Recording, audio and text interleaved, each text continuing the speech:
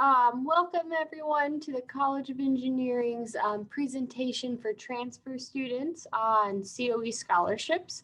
My name is April Vertisker and I am the Academic Program Manager for the College of Engineering.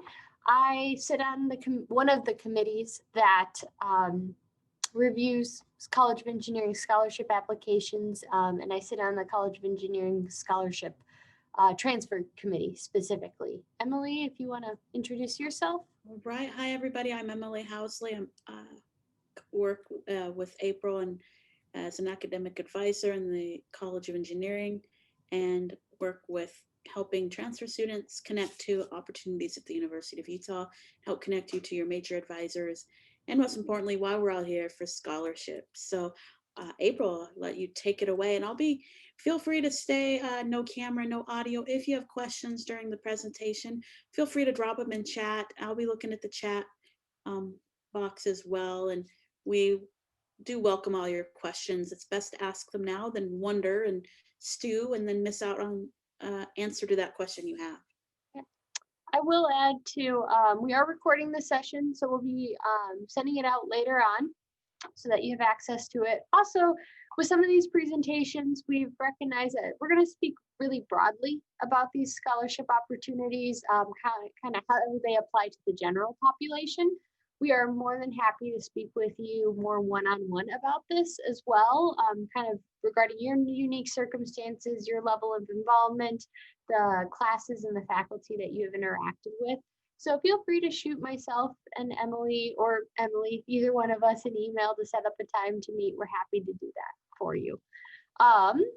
So let's get started. So our objectives today, we want to tell you how to apply to College of Engineering scholarships, what is needed in order to apply to our College of Engineering transfer scholarships, and how to make your scholarship application stand out. So part of the goal is to make sure that not only are you getting that application in, but that it's a strong application.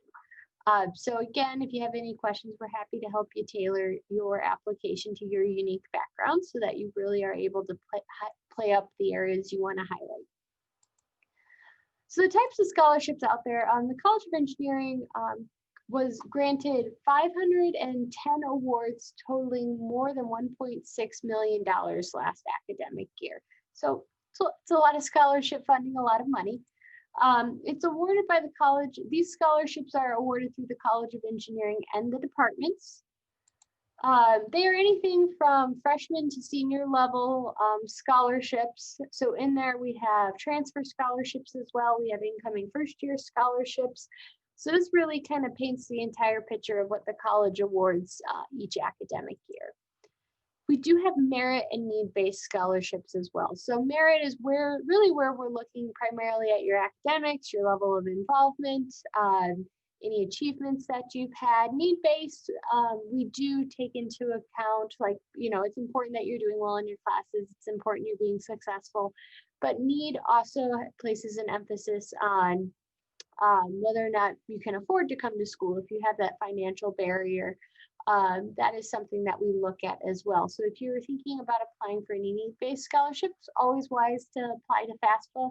Usually it's a good recommendation to apply to FAFSA anyway, because we've had students who last minute, they realize they need a student loan. And it's been really great if they've already had their FAFSA kind of worked out for the academic year as well. So highly encourage you to pursue that. And these scholarships can range anywhere from $500 to the total cost of tuition. So just so you're aware, I would say most scholarships are about $2,000 to $3,000, but some are more, some are a little bit less. It really depends on the scholarship that you're applying for and the scholarship that you're awarded. And then we'll talk a little bit later about, what it looks like to apply to the general COE scholarship pool and then other opportunities that might be available to you as well. So where to apply? So you can find us in a myriad of different ways. You can either follow this pathway, coe.utah.edu, go to the students tab and then click is engineering scholarships. So if you look for that, that's one pathway you can take. Some students prefer to Google Academic Works, University of Utah. That's one of the first links that will pop up. You can also visit the Office of Scholarships and Financial Aid webpage. An important thing to note is that where we store our scholarships and the system that you will be utilizing to apply for College of Engineering scholarships, it is actually used across the university. So not only does the College of Engineering participate in this, but other departments or other colleges across the university as well, other departments like the Women's Resource Center, they take advantage of these scholarships. Groups like CESA or TRIO will post scholarships in there as well. So really, it's a really great resource, not for COE scholarships, but also for the university-based scholarships. And those are updated on a yearly basis. And then the other part is Emily has just put the link in the chat box if you want to check it out. Emily will send you a very nice list of scholarship recommendations or scholarship links to you later on. So don't feel the need to save that. She's got an awesome list for you to utilize. But I wanted to take you through the application. And actually, I am going to just talk very briefly about the application materials so you can see where they're located. But here are the items that it's important for you to identify early on. We're going to want your personal information, your academic profile, so what major you're looking to pursue, what GPA are you, what year are you at in your program, and we'll talk about each of these things in more detail later on. You'll need a personal statement, a resume, 2 references, and then some of our scholarships require additional essays. So there is a potential that you might have another paragraph or 2 you need to complete later on. Again, we'll reference that later. But just trying to go back. So if you go to the Academic Works website, it's going to take a little bit to load. Okay, it's going to look like this. You're just going to sign in using your University of Utah credentials. Sign in with your University of Utah account.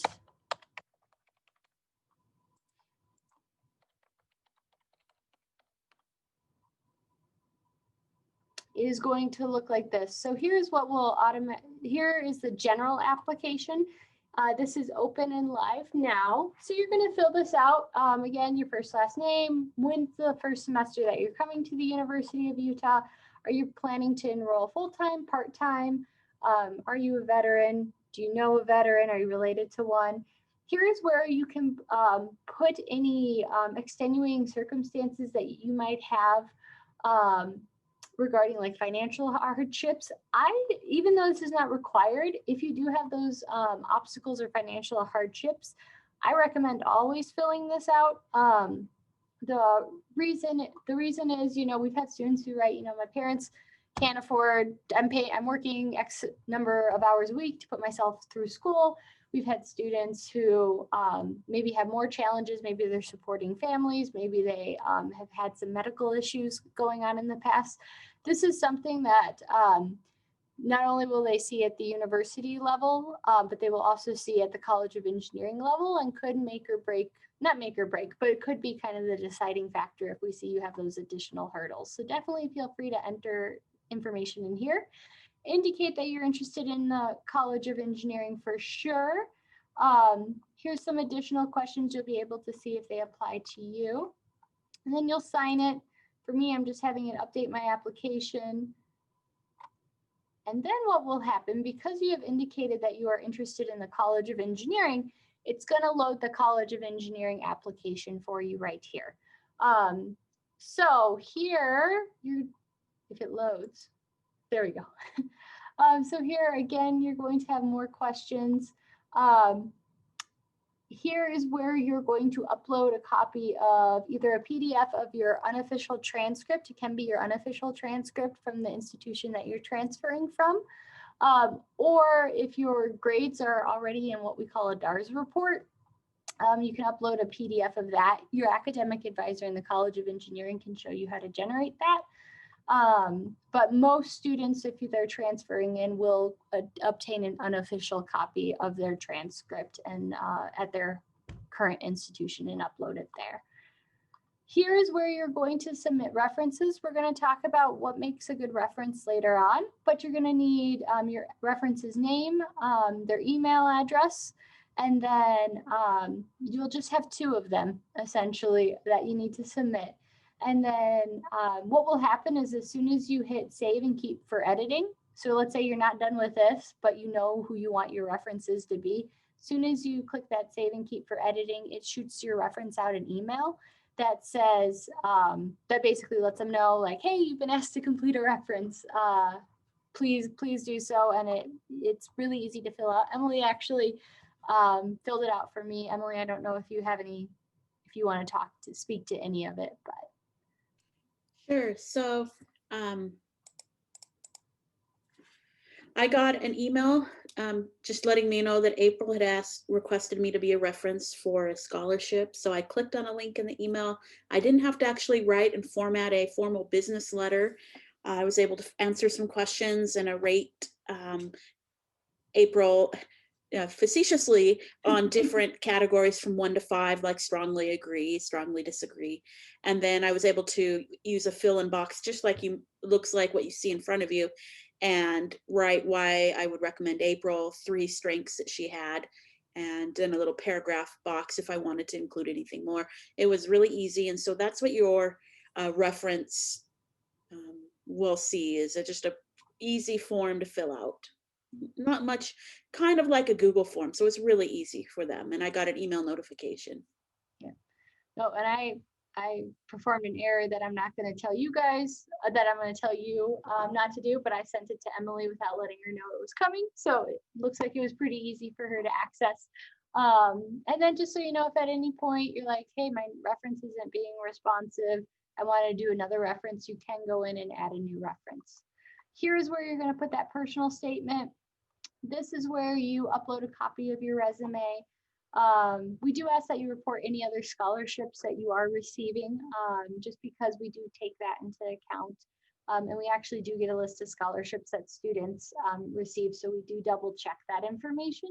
So best to be upfront and honest. And then you'll either hit save because you want to keep working on it, or you'll hit submit. And then what will happen is it's going to land on these recommended opportunities. These are ones that you may or may not be eligible for. A lot of it is based off of information in your general application and information that you've submitted in your College of Engineering application. We in the College of Engineering have tried to keep ours pretty tailored so that you're not being presented with scholarships that you're not eligible for, but because this is used across the university, what that means is unless a department has really specifically tailored it towards some of those check boxes that, or that's towards some of that information that is in their applications, you may get scholarships that don't apply for you, that don't, that you're not eligible for. So we'll talk about some of our specific transfer scholarship opportunities we have available. But let's say I wanted to search for a transfer scholarship that I'm going to be talking to you about later. And I think it's because you might have to go to this ours. I think it's because I didn't mark that I was a transfer student that it's not popping up. Let me give one more. So yeah, if we go here,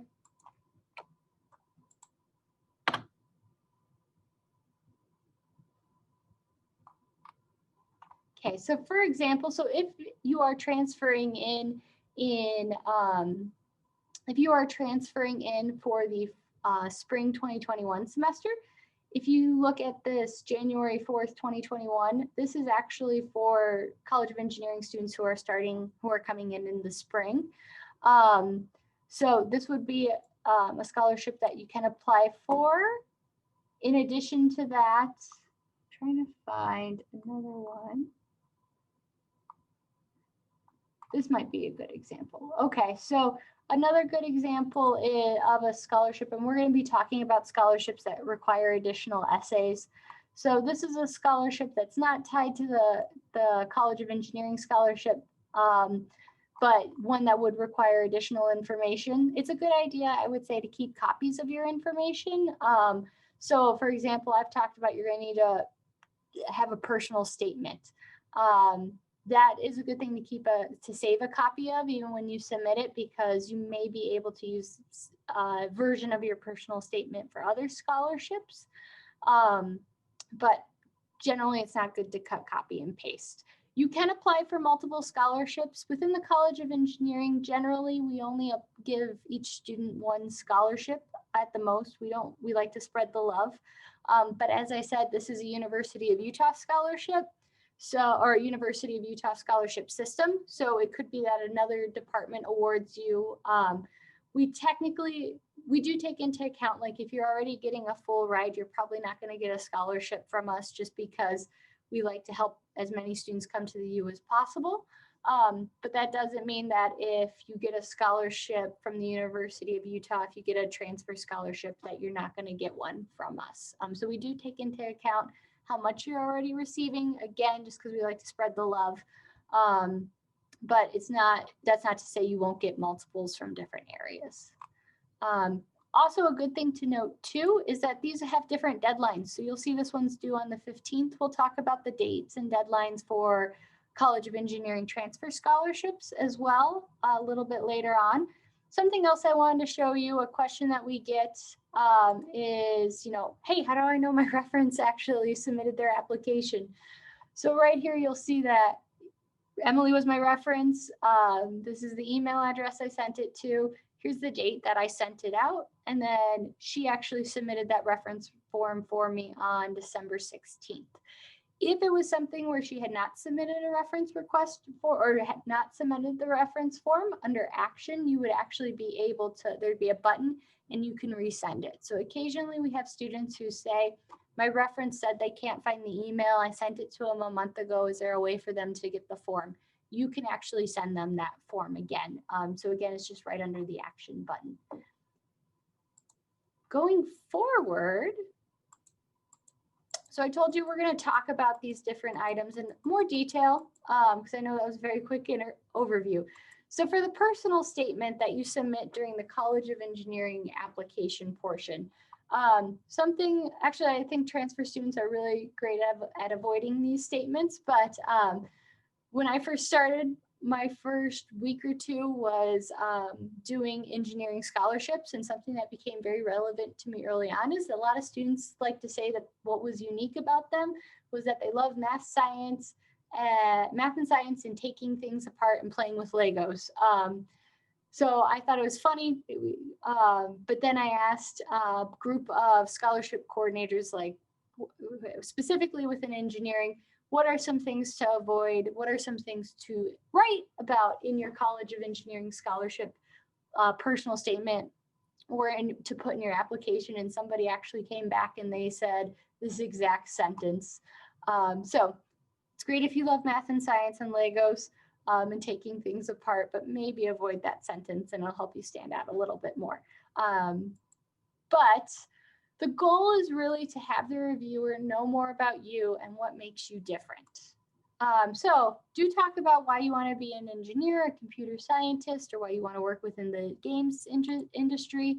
What are your goals post-graduation? Any outside involvement that you might have, so service experiences, research that you've performed outside of class, any outreach you've performed. So if you volunteer at a tutoring center, if you volunteer at high schools, if you're a mentor through a TRIO program, something like that, that could be helpful. Any community involvement, any other things that you have done to support your learning experience.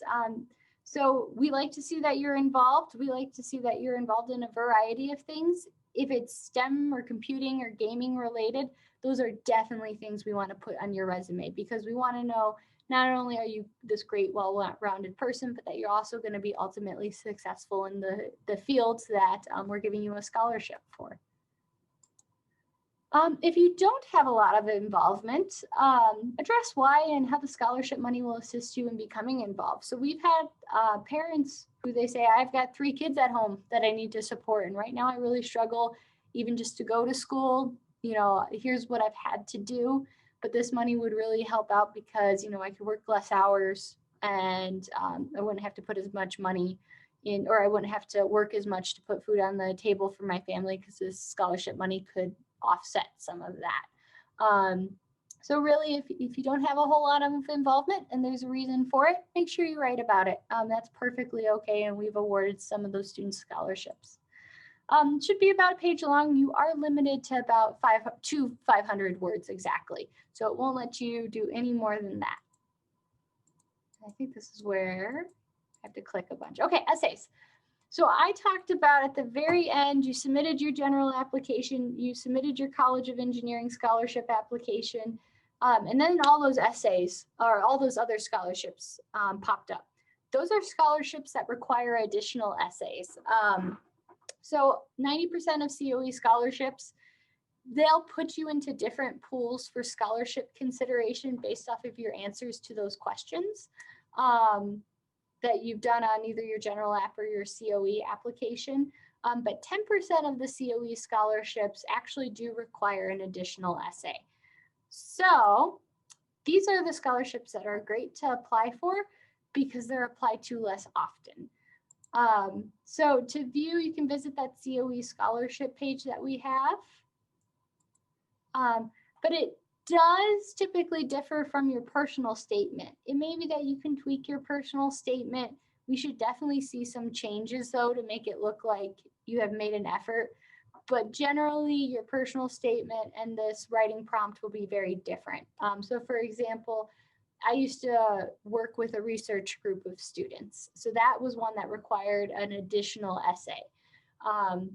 Where, you know, your personal statement, you might talk about that you've been involved in research or you want to get involved in research. But for that specific writing prompt, I ask students, talk about the research you want to get involved in, talk about any research that you've done before, talk about maybe any labs that interest you. So that one had a very tailored approach. And it was very evident those students who just said, oh, I don't want to do the extra effort. I'm just going to copy and paste my personal statement that I put in the COE application and put it here in this essay section. That's a great way to get yourself ruled out automatically. So make sure you take some care into that. Let's see. Come on. Okay, your resume. Make sure you update it and make it relevant. Again, extra points for if it's related to your degree. Professional work experience that you've had, any extracurriculars that you're a part of, any academic projects that you've taken on, some awards that you've won, any research that you've been a part of. I know our Career Professional Development Center does have drop-in hours. Usually most career centers do. So if you have one at your, or you can make an appointment for them, but I think often students think, oh, my resume is for like a job kind of thing. And that's not the case. Your career centers can help you create a resume for your scholarships. And if you are a student who is coming in spring 2021, you can utilize our career and professional development services here at the U. They are doing virtual appointments. So for your reference section, you're going to need 2 academic references from either STEM, game, or computing, I should include that, or computing related backgrounds. Don't use high school teachers or family members. Hopefully, since you're transferring in, you've developed some relationships with some of your faculty members. We hope your family members, maybe grandma or grandpa, is biased towards you, so that's why I don't necessarily utilize them. We want to know that you're going to be successful, but we ultimately want to know that not only are you a great person, not only that are you a great ballet teacher, your ballet teacher thinks you're an awesome student, but we want to know specifically that you're an awesome person who's successful in STEM or computing or games. So make sure those references are relevant to your major. Make sure you're cultivating relationships with your professors, even if it's just attending office hours. If you're starting in spring 2021, you are able to still utilize your references from your previous institution. We give you about a year's leeway. But if you do, I think this is great too, because these applications, depending on which one you apply for, and we'll go into more detail later, are technically not due until April 1st.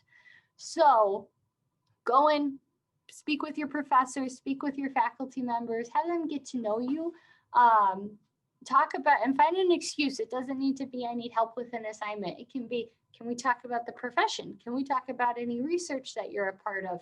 What's a great way for me to get involved? I am really jiving with this element of the class. What are great ways that I can maybe cultivate this a little bit more, but find an excuse to get to know your faculty members. Provide them with a resume. Some of our faculty members, even if they know you super well, will still ask you for a resume. That's also a great opportunity to have them highlight things that you want them to highlight in their personal statement. So if you're like, oh, I think they know this about me, but I'm not totally sure, and I really want them to kind of speak to this, don't be afraid to ask them to talk about that.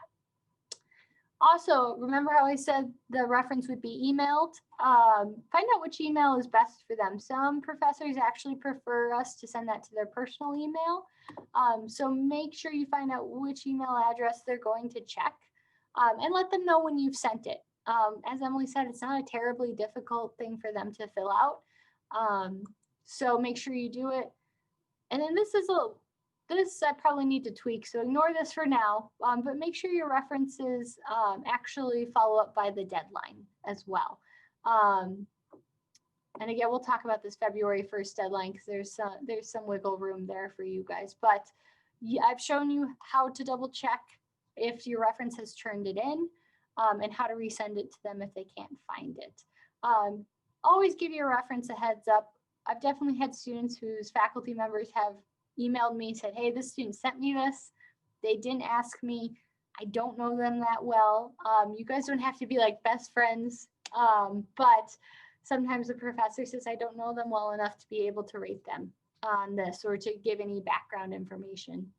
So it's always an awkward conversation. Just double check with your faculty member. If they say, hey, I don't really think I'm the best person for this, they're doing you a favor. And again, if it's something where you're like, oh, I'm really struggling to figure out who could be a good reference for me, email me, email Emily. We're happy to help you. Okay, so some final notes. Make sure you're uploading only PDFs. Applications are now available. So transfer scholarships can be a little wonky. So again, if you want to talk about your unique situation, reach out to Emily and I. If you are transferring in spring 2021, I have already shown you that application that you can apply to. If you apply by February 1st, so if you are an incoming transfer student, you can be considered for COE and department level scholarships. You would need to do that if you are coming and want to be considered for College of Engineering and department level scholarships, fill out the general application by February 1st. This also includes the COE specific application. So basically the steps are going to look very similar to what I showed you on the screen. If you are electrical and computer engineering transfer student, if you're a fall starter, search electrical and computer engineering transfer scholarship, and that scholarship will pop up. It is due on February 1st. Again, that's for fall starters. Let's say you don't get the February 1st deadline. You won't be eligible for department level scholarships, but you can apply to the College of Engineering scholarship. That due date is April 1st. So that is where, let's say you didn't meet the February 1st deadline, then what would happen is you would just need to apply by February 1st, and your references would have until February 1st to fill out that information. It's going to look a little bit different. You know how we had that College of Engineering scholarship application that was live until February 1st. For you, you're going to fill out the COE general application, and then you're going to be presented with a list of scholarships that you may be eligible for. In the search box, you are going to search College of Engineering transfer scholarship. On February 2nd, the scholarship will go live, and you'll have until April 1st to fill it out. If you made the February 1st deadline though, and you filled out the general application and the COE specific application, you don't need to worry about this scholarship. You're automatically we consider this pool of students and this pool of students at the exact same time. So don't worry about it. Just I would recommend you trying to apply by February 1st. If you can't make February 1st, these are going to be your steps for that April 1st deadline. Any questions with that? Because I know that can be a little confusing for students. It's a little wonky.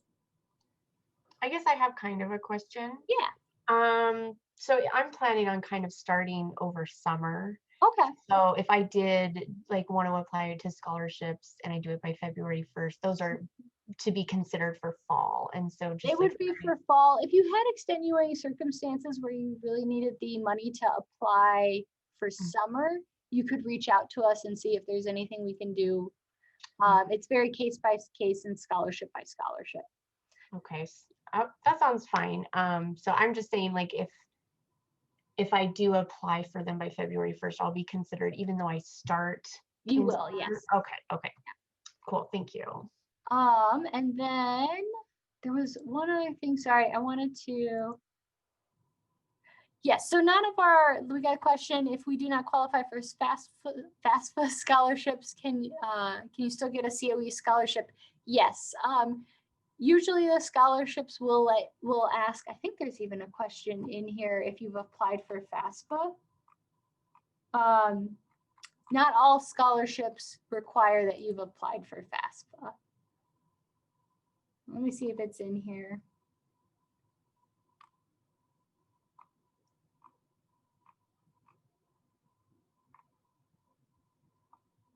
Okay, so it looks like they will keep that in the additional scholarship section. And we also have access to see if students have applied for FAFSA as well. So we would double check before offering it. The other thing to keep in mind too, I forgot to point this out. This is a question, if you're a continuing or transfer student, which year are you currently in relative to your department's requirements? So your departments all have a flow chart as far as whether or not you're in the first year of your program, second year of your program, third year of your program, fourth year of your program. If it is something that you have decided, like, I don't know where I am relative to my program, reach out to your academic advisor, ask them, would I be considered a first year in the program, second year in the program, third year? They'll be able to assist you that. So just ask your academic advisor in regards to that. Let me do our academic advising website, put that into the chat so that you have it. In addition to that, we do go through and double check as well before we offer. So keep that in mind too. And then again, you can always reach out to Emily or myself. Another question is, do you have to wait until we get a student number for the U before you can access the site? Yes, because you'll need, so you should get one once you apply to the U, but you would have to apply to the University of Utah first. And then you'll get a student ID. Do you need to have all your transcripts already at the U? It doesn't have to be at the U. So you can download an unofficial transcript through the University of Utah or through your school's portal. This brings up a good point. I would recommend that you wait till your fall grades post before you do that. So that we can see, hey, they did really good in the fall semester, because we know fall semester is a tough time for everybody right now.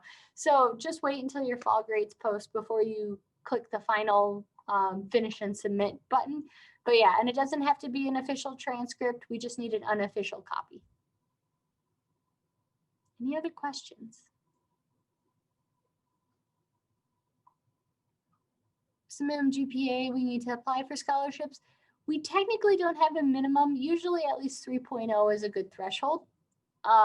So I would say 3.0 tends to be pretty competitive GPA. We do put a lot of emphasis on your major related classes too, though. So if you've taken a lot of like general education classes and gotten all A's in them, but then maybe you failed your math class, that's gonna definitely gonna bring down your application in the sense that we really want to see you're going to be successful in your major related classes.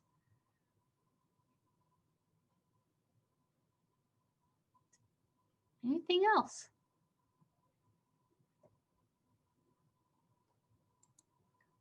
All right. Well, again, if you have any questions, Emily is going to follow up over the next couple of days with, let's see, if you need more information, can we meet to have an appointment? Yes, feel free to send me an email. Also, if you go to the link, I'll repost it for this academic advising. I meet with students. My schedule tends to be a little bit more flexible as I have just more tasky things. So if you shoot me an email, I'm happy to meet with you. Emily can also meet with you. She has an online scheduling system. If you go to this link that you can click on and schedule an appointment with her. So either one of us is happy to meet with you.